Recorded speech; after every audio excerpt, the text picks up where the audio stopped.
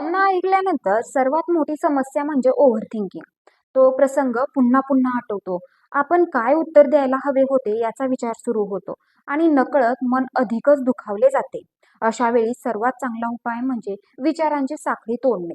त्यासाठी एखादी अशी कृती करा ज्यात पूर्ण लक्ष लागते. उदाहरणार्थ नवीन पदार्थ बनवून पहा, खोली आवरा, कपाट व्यवस्थित लावा किंवा एखादे पझल सोडवा.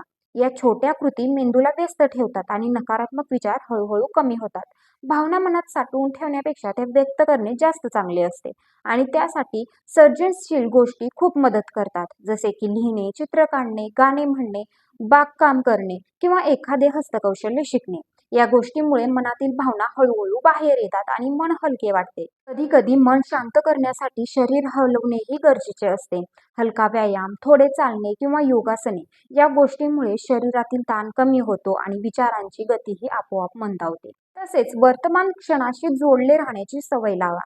श्वासावर लक्ष केंद्रित करा, आजूबाजूचे आवाज ऐका किंवा हातात असलेल्या कामावर पूर्ण लक्ष द्या. यामुळे मन हळूहळू स्थिर होऊ लागते.